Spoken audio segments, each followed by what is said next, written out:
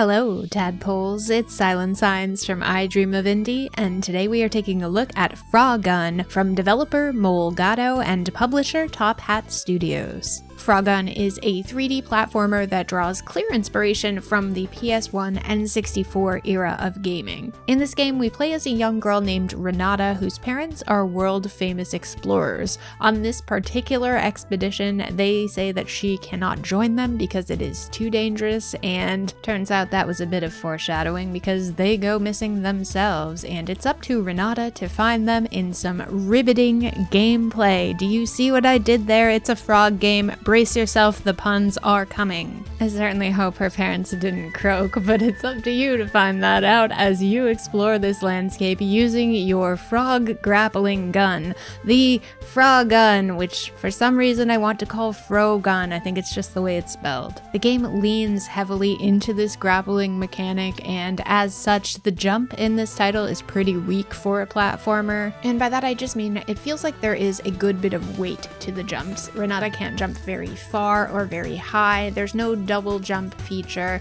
and a lot of the navigation is going to depend on you mastering that grappling mechanic. Fortunately, or maybe unfortunately, depending on how you look at it, there's really not a whole lot else controls-wise to master other than the jump and the grapple. You can kind of fine-tune the aim of your grapple, and that's about it. The game is divided up into 5 zones. In each of these zones, you'll have a series of levels, followed by a race and then a boss battle. These zones range in themes from ice level to volcano level to ancient ruins riddled with booby traps. Kind of your standard fare as far as platformers go. Certainly wouldn't feel out of place in a Crash Bandicoot game. Within each level, you will find no shortage of collectibles, from coins to gemstones and skulls and just about everything in between. If you do enjoy collecting them all, as they say, this game will probably be totally up your alley. That is, if you can master the mechanics. There are both time-based and collectible-based bonuses that you can acquire at the end of a level.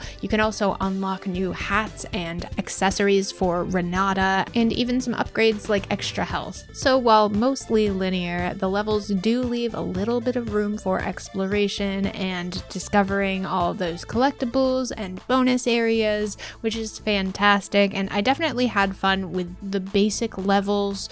Where the game lost me is the races. Let me tell you about these races. So the whole concept is you are challenged by this punk treasure hunter that just wants all of the gems. So he takes off and you have to beat him, and for some reason when you touch him he does damage much like an enemy, except unlike the enemies you can't jump on his head, so you can't really stun him unless you throw something at him, but then he only gets in your way anyway half the time, and it's just very annoying. You do have to both complete and win the race in order to proceed to the next level, and it just was not my favorite. Honestly, I had a more challenging time with these races than I had with the actual bosses. While some of the bosses were annoying, it was mostly just a fair bit of luck and the majority getting used to their patterns. A tadpole bit annoying, but certainly nothing foreign to the genre by any means. Also, consider yourself warned, by the 5th zone of this game, there is a pretty significant difficulty spike. Yes, it is kind of endgame stuff, so I suppose that makes sense, but things get hard fast, and I'm not amphibian. I tried to make it work. Apart from my frustrations with the race levels, this last section of the game is probably equally frustrating, mostly because of this forced mechanic of almost like a substitute for a double jump where you can grapple twice on ledges. It's, when it works, fine, but when it doesn't work, incredibly frustrating, especially when it sets you back a good bit. There are checkpoints in all of the levels, but that difficulty spike we mentioned makes them feel pretty darn far apart by the end. I want to be clear that I don't think Frogun is a bad game. In fact, I think it's a very well thought out and very well made product. It just has those few little pain points that I think could be very easily resolved and result in an even better one. My biggest qualms, or I guess more more likely constructive criticism would be.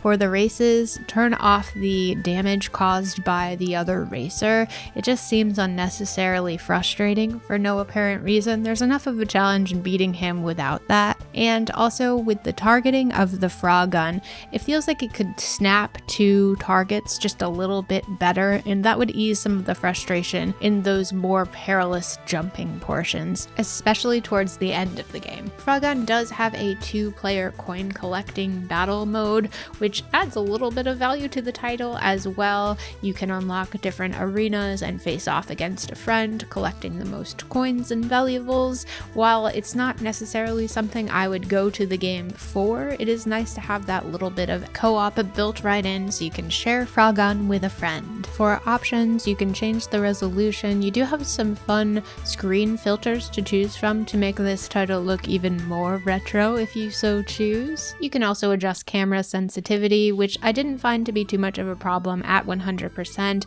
and you can turn off auto aim, which I was already struggling enough with the aiming in some sections, so I wouldn't necessarily recommend playing with that too much. And for the particularly ambitious, there is even a built-in speedrun mode. If you've watched this far into the video, you can probably already see why I wanted to play this game in the first place. Frogun is undeniably adorable. It definitely has the charm and effectively emulates the look and feel of a 3D platformer of the days past. From the enemies to the platforms themselves, even our main character, all of them look like they could have been ripped straight out of 1997, and I mean that in the best possible way. While I was fully expecting for these adorable graphics to be my favorite part of the game, it actually ended up being the soundtrack. It is absolutely fantastic. It is unforgettable. I loved every track in this game. They are super addicting. Even the frustrating levels were made better by the awesome music. The music is definitely synthy and a little bit chippy. I'd say it almost leans a little bit further back in the past than the era that it's kind of emulating here, but I don't have a problem with it. It's freaking great. It can sound like whatever era in gaming it wants as long as it continues to be that good. It did not bug me in the slightest, unlike the enemies in this game, which brings me to the sound effects. There are quite a few that get a bit repetitive, like the sound of collecting coins, but honestly, you're collecting a lot of coins, so that would kind of be expected. Everything works really well together to create this kind of experience of playing an older game in a modern time. My only issue is I wish the game did play a little bit more modern. It's okay to look and sound like a retro platformer, but with those modern sensibilities that we have now embraced in gaming. You get some of that here, but some of the frustration is left in, and I think skewing a little bit closer to modern games in the gameplay wouldn't necessarily be a bad thing. I don't want to be hopping mad when I'm playing a platformer, but some folks do, and I think for those who enjoy that type of challenge, you may really enjoy this title.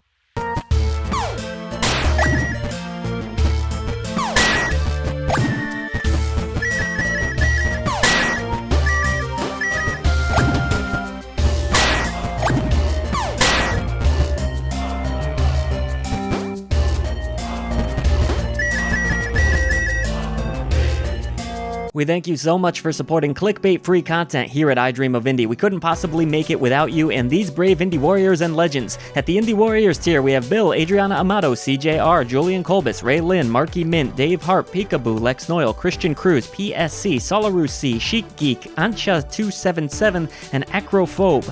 Indie legends include Nathan Moore, Skeptism, Jen Rose, Chris Jackson, Mr. W, Blue Francis 14, The Beefarinis, Business Cody, Chiron, Jace Glover, King of the Hatch, Ophidian Mind, Lord Metroid, Seacoil, and Larkison. Thank you so much for everything that you do for independent developers, publishers, and for I Dream of Indie. Everybody else, head down to the description box below. Let's defeat the gaming echo chamber and bring a voice to the voiceless ones in gaming.